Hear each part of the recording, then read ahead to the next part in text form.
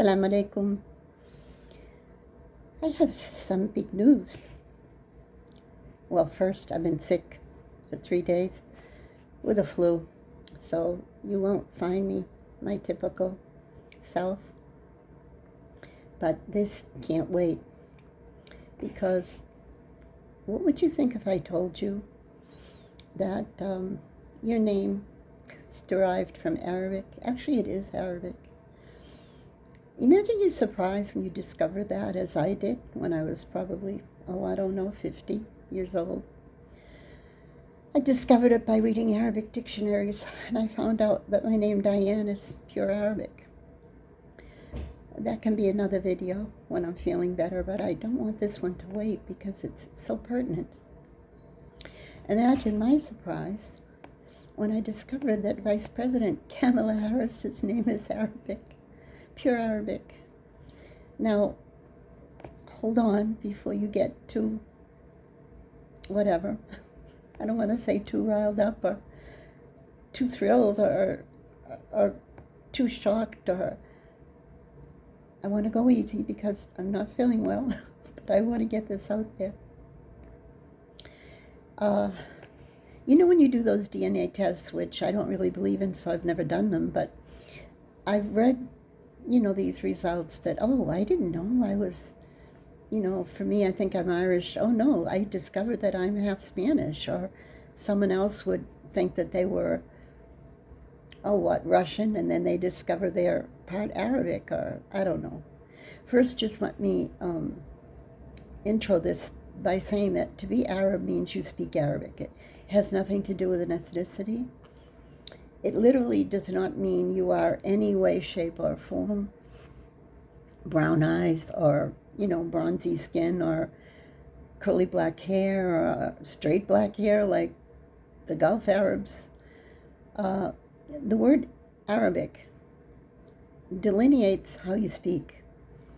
And so the essential meaning of al-Arab is the person who uses the Arabic tongue.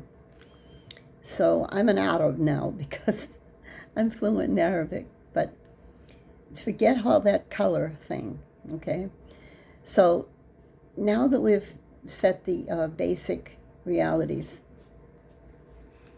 I want to give you the verses where her name is Kamala. It's twice in the Quran, and her last name Harris is once in the Quran. Now, I had known this because I read Quran a lot. I memorize it and I study it. So I had come across this meaning before, but it never dawned on me to relate it to Kamala Harris. I knew a lot of schoolmates, their last name was Harris, and I always thought it was Irish. Well, I do believe that Arabic is the mother of all tongues because of what it says in Surah Al-Baqarah, that Adam was the first man and he taught Arabic to the angels, and then they were taught to teach it to the world through inspiration. And that's another long story. I don't want to get too offbeat because I'm really not feeling well. I want to get right to the verses. And so that you can do with it what you will. You can run with it. You can post it any way you like, because the Quran belongs to all humanity. It just doesn't belong to Muslims. It belongs to Nas. Allah says in the Quran, Nas, all of humanity, all of us. So, to conserve time, because I don't know how much longer I'm going to be able to, I have a really bad sore throat. And my nose has miraculously stopped running for this video. I don't want to push it. So I just want to get these verses out there to you in English. So you can reference it yourself, and you can look it up, as I said. And there's free Quran distributed in every masjid. And let's see what the words mean. I mean, I'll read it to you in English just so you'll get it. But, I like to translate my own translation so that you can really feel it. Now, the first time her name, Kamala, appears in the Quran is in Surah Al-Baqarah, and that's chapter 2 of the Quran, translated as the cow. And it occurs in the context of the Hajj pilgrimage, you know, when Muslims go to Saudi Arabia every year. And I'm going to read to you the verse. Verse 196 in Surah Al-Baqarah. And remember the context now. It's quite a long verse, very long verse. So I'm just going to do the last part because it's talking about the rights of the sacrificial animals reaching their destination and so forth. Let's get down to the part that is referring to her name. Whoever cannot afford that offering, let them fast 3 days during the pilgrimage and 7 after returning home, completing 10. Now, Kamala is the completing. The word Kamala means completing. So, Ashuratun Kamilatun is the Arabic. Now, the root of Kamala is Kamala, and it means to be complete. The man's name Kamal means to be complete. But when it's speaking here about Ashuratun Kamilatun, it has the tarmabuta on the end, which would make it Kamila, because it's a feminine ending. Now, all this grammar is irrelevant for you. All you have to know is, when you're reading Quran and you're pronouncing this name Kamala, what more can I say? Her name is in the Quran. Now let's go to the next place in the Quran where it's in Surah Nahl, and it's verse 25. Now, beware that in the Quran, this word Kamala is used to be completely. And maybe don't be dismayed that here it's in a little bit of a negative, not a little bit, a lot of a negative context. But that's merely speaking about the verse itself. The word Kamala has no negative context. It just means totally, completely. So we will go to verse 25.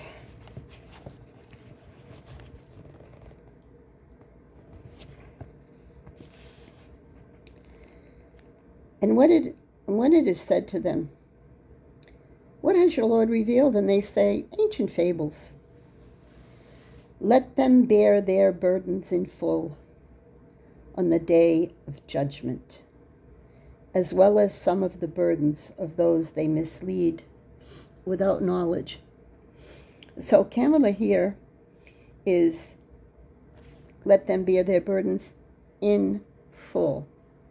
Kamala, in full, on the day of judgment. So now let's move on to her last name, Harris. And it occurs once in Surah Jinn, Al-Jinn, Surah Jinn, verse 8. So, and this might be a little bit confusing unless you have a background in Islam, but you know, there are many things in the Quran that when you first are exposed to them, you say, what? What do you mean? What do you mean this is happening? What? Well, this is supernatural stuff that we were never really exposed to in any way, shape, or form outside of Islam. But now you're a Muslim, so you want to be totally aware that you're special now. You have a lot of knowledge of science and the unseen and just everything. So Jinn has to do with the creation that Allah created before humans that are spiritual. And they are, on the most part, they do good. But there are also many of them are evil. And one of the things they're involved in this context is spying. So let's first read the context, and then I'll try to explain it to you as best I can without a lengthy story about the jinn, because people are always fascinated with the jinn and the things that they do. So let's just stick to the word and the root of Harris, because the root Harris means to guard, to be a guard. And it's used in the sense of a guard, someone who guards over you. So here, verse 8,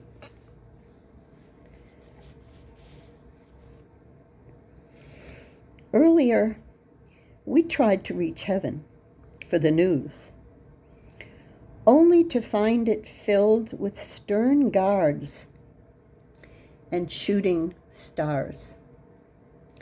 Now, these stern guards refer to Allah's ability to protect anything going on anywhere in the earth and outside the earth. So in this case, some spirits were trying to eavesdrop on the news that Allah was sending down. You know, it's so complicated. I shouldn't even go into it now, because you really do have to read the whole page. And you have to know that in order for Allah to deter these spirits from gaining access to anything that they shouldn't have knowledge of, Allah sends Harris. So her name is actually a very good meaning. Kamala, complete. Harris, a guard. Wouldn't that be amazing if that were a descriptive that we were supposed to really realize right now? I'm not political. Absolutely not. I don't care about these parties and what they proclaim and defame, and it's all for me. It's just not me. But you know, there's this issue with people slandering each other and people saying bad things about her, bad things about Trump, bad things about... They just talk about each other in a very evil way. It makes me angry. And it makes me angry also that, so what? Her dad's from Jamaica. Yeah, big deal. And her mom's from India. What's the problem? I don't understand why people are so territorial. Allah's creation belongs to Him. He's called the Malik al-Mulk. He owns everything to be owned. He's the Malik. He owns everything. He'll do with Kamala Harris what He will. But one thing for sure is His words are true. His words are eternal.